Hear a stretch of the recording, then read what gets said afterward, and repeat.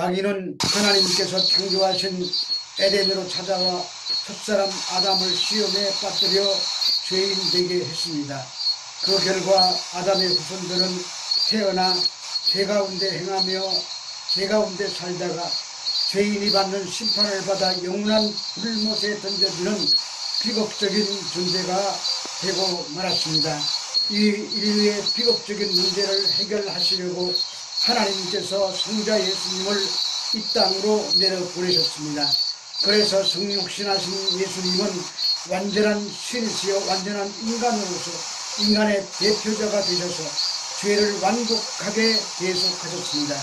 그것은 죄인을 구원하려면 죄가 하나도 없는 완전한 사람으로 모든 죄인을 대표해서 속죄의 제사를 드려야 했고 죽음을 떨치시고 부활하시려면 완전하신 신의 성품을 가진 자라야만 했기 때문입니다. 바로 이런 완벽한 자격을 갖추신 예수님을 마귀가 시험에 빠뜨려 완전한 인간이 아님을 시험으로 올가미를 씌우려 했지만 예수님은 첫 아담과 달리 그 마귀의 시험을 하나님의 말씀으로 물리치시고 승리하셔서 하늘로 통하는 길을 열어놓게 되신 것입니다. 마태복음 4장 5절에서 6절의 말씀입니다. 이에 마귀가 예수를 거룩한 성으로 데려다가 성전 꼭대기에 세우고 이르되 내가 만일 하나님의 아들이여든 뛰어내리라. 기록되었으되 그가 너를 위하여 그의 사자들을 명하시리니 그들이 손으로 너를 받들어 발이 돌에 부딪히지 않게 하리로다 하였느니라. 예수님이 오신 이 시대는 절망의 시대였습니다. 이스라엘은 두 번의 역사적인 전쟁을 통과하면서 삶의 희망을 잃어버린 상태였습니다. 첫 번째 전쟁은 유대교를 발설하고 강제로 헬라 문화를 심으려고 한 에피파네스 4세의 폭정에 대항하여 싸운 전쟁입니다. 이 전쟁으로 수많은 사람들이 목숨을 잃었습니다. 두 번째 전쟁은 로마의 디도 티투스 장군이 쳐들어와 예수님의 말씀대로 성전이 돌 위에 돌 하나도 남지 않고 처참하게 파괴되는 전쟁이었습니다. 그런 가운데 유대교의 종교 지도자들조차 기독교는 행사하며 유대교는 타락할 대로 타락하여 거기에는 어떤 희망도 없는 사라진 그런 때였습니다. 그래서 경건한 사람들은 세상을 등지고 광야로 들어가게 됩니다. 바로 이런 엄청난 격변기를 거치면서 사람들의 의식 구조 속에는 그들을 구원해 줄 메시아를 기다리게 됩니다. 하루빨리 메시아가 와서 로마의 세력을 물리치고 이 땅에 평안과 번영을 가져다 줄 그런 세상을 꿈꾸는 것입니다. 바로 그때 예수님께서 이 땅으로 오십니다.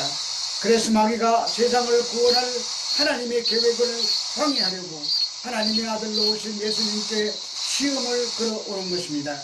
이 두 번째 시험도 첫 시험 때와 마찬가지로 내가 만일 하나님의 아들이여든 이라는 말로 시작합니다. 설명한 대로 이스라엘 백성들은 강력한 힘을 지닌 메시아를 기다리고 있었던 때였습니다. 마귀는 그것을 겸허히 이용해 예수님을 성전 꼭대기에 세우고 뛰어낸다고 합니다. 능력 있는 메시아라는 사실을 증명해 보이라는 유혹입니다. 이는 결국 예수님께서 십자가를 지는 희생의 길을 걷지 못하도록 하려는 교묘한 술책입니다. 그런데 그 시험은 그보다 더 깊은 마귀의 관계가 숨겨져 있습니다. 그것은 이 시험을 통해 기독교를 능력 종교로 만들어 버리려는 것입니다. 물론 기독교는 하나님 안에서 못 이룰 것이 없는 능력을 갖고 있습니다. 그러나 하나님께서는 능력을 발휘하여 인간을 구원하기를 원치 않습니다. 하나님은 십자가를 지는 자기 희생이라는 방법으로 인간을 구원하려 하십니다. 결국 이 두 번째 시험도 십자가를 지지 못하게 하여 인간의 구원 계획을 무산시키려는 마귀의 고도의 유혹입니다. 마태복음 27장 40절에서 42절 전반부의 말씀입니다. 이르되 성전을 헐고 사흘에 짓는 자여 내가 만일 하나님의 아들이여든 자기를 구원하고 십자가에서 내려오라 하며 그와 같이 대제사장들도 서기관들과 장로들과 함께 희롱하여 이르되 그가 남은 구원하였으되 자기는 구원할 수 없도다. 십자가에 달리신 예수님을 보고 마귀가 시험했던 말과 똑같은 말로 대제사장들과 서기관들과 장로들이 희롱합니다. 여기서도 내가 만일 하나님의 아들이여든 이라는 전제를 깔고 조롱합니다. 이는 이미 가야바가 마태복음 26장 63절에서 물었던 것과 오늘 본문에서 마귀가 한 말과 똑같은 말입니다. 이 시험을 통하여 예수님으로 하여금 하나님 아버지의 뜻을 어기고 십자가를 지지 못하도록 하려는 유혹입니다.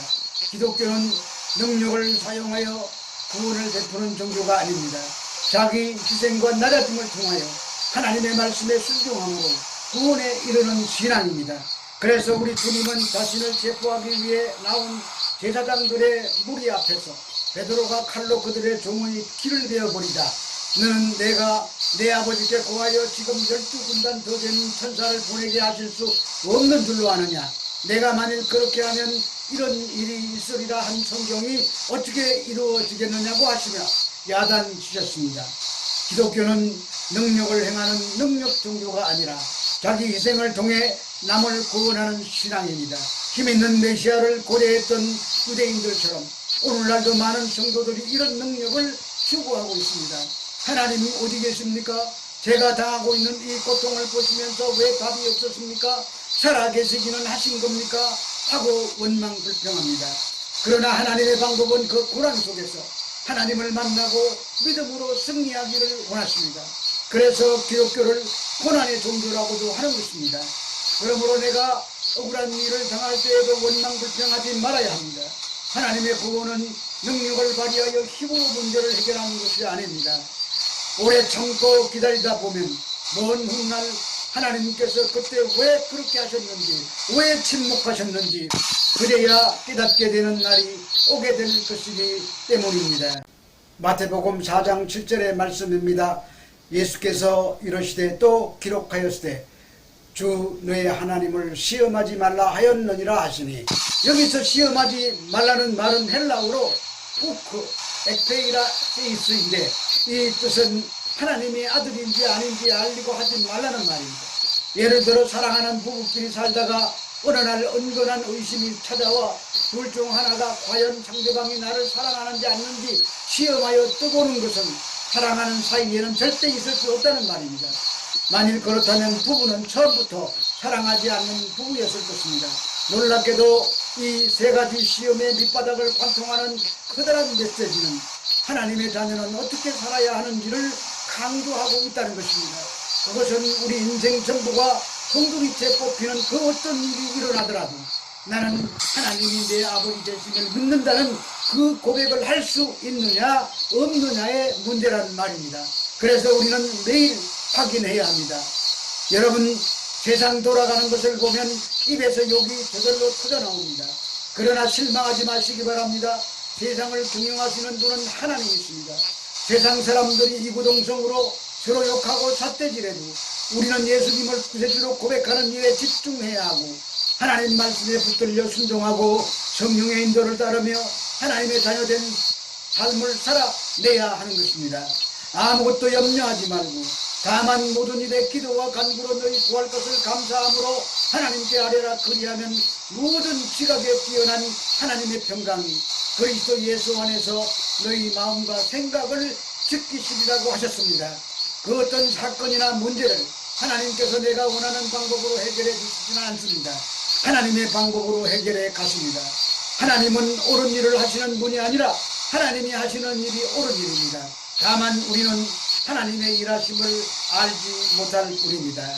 하나님께서 우리가 염려하지 말고 감사함으로 기도하면 마음과 생각을 지켜주시겠다고 하셨습니다. 내가 구한 대로 들어주시겠다고 말씀하지 않습니다.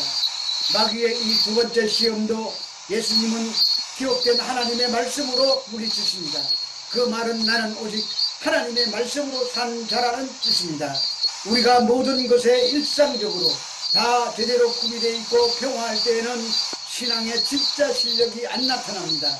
그런데 내 삶이 고통 가운데 있을 때 그때 사람의 진짜 신앙이 나타납니다. 지금 이때야말로 교회나 그리스도인들이 세상을 향하여 무엇 때문에 믿음을 가지고 사는지 그 실력을 보여주어야 할 때입니다.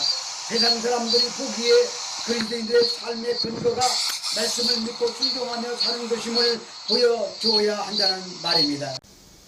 마태복음 4장 8절에서 10절의 말씀입니다.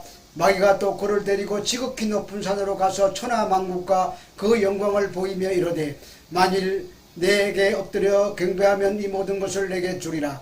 이에 예수께서 말씀하시되 사탄아 물러가라. 기록되었으되 주 너희 하나님께만 경배하고 다만 그를 섬기라 하였느니라. 여기서 지극히 높은 산이라고 하는데 천하만국이 다 보이는 높은 산은 이스라엘에 없습니다. 그러나 사탄도 총을 찌긴 존재이기 때문에 그의 능력으로 높은 곳으로 올라갈 수 있었을 것입니다. 그래서 예수님께 천하만국을 보여주면서 만일 내게 엎드려 경배하는 이 모든 것을 내게 주리라고 합니다. 그러자 예수님은 사탄아 물러가라. 기록되었으되 주 너의 하나님께 경배하고 다만 그를 숨기라고 호통을 치시며 물리치십니다. 그런데 우리는 여기서 이 이야기의 본질을 잘 들여다보아야 합니다. 예수님께서 가장 두려워하시는 것이 무엇인지 아십니까? 겟세마네 동산에서 그것이 드러납니다. 땀방울이 핏방울이 되도록 간절히 기도하신 내용을 보면 아버지여 이 잔을 내게서 지나가게 해달라는 것입니다. 그렇게 처절한 기도를 3번씩이나 반복하십니다. 십자가의 고통이 두려워서가 아닙니다. 한 번도 성부 하나님과 단절돼 본 적이 없는 예수님께서 잠시라도 아버지와 단절되는 것을 가장 두려워하셨습니다. 아버지와 철저하게 끊어진 상태에서 십자가의 죽음을 맞이해야 했습니다. 성도 또한 하나님과의 단절을 두려워해야 합니다. 마귀는 언제나 그것을 노립니다. 그래서 마귀가 조금만 비겁하면, 조금만 양심을 덮으면 쉬운 길이 있잖아. 쉬운 길. 나한테 절해봐. 그러면 천하만국을 주겠다고 말합니다. 그래서 얼마나 많은 성도들이 신앙의 양심을 덮어버리고 조금의 이익과 평안을 위해서 마귀의 속삭이는 말에 굴복하고 맙니까? 쉬운 길을 찾는 것입니다. 오늘 성경은 그것을 말씀하고 있습니다. 하나님만 경배하는 것은 좁고 협착하여 찾는 사람이 적은 길입니다.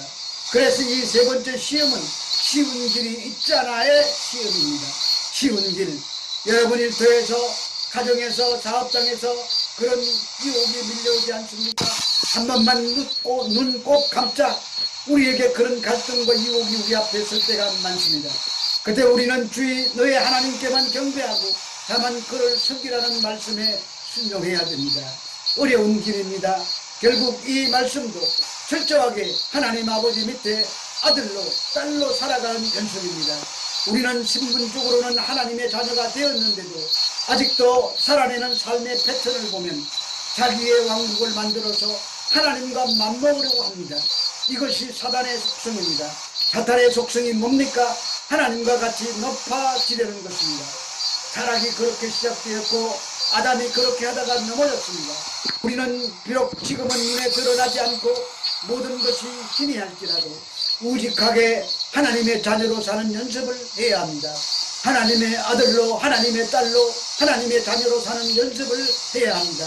주님 제가 아들입니다. 주님 제가 딸입니다. 할렐루야. 오늘 이 약속과 이 말씀이 그만 이 세상 살아가는 우리들의 모두에게 힘을 주고 용기를 주고 결단하며 살아가는 우리 모두가 되시기를 주 예수 그리스도 이름으로 축원합니다.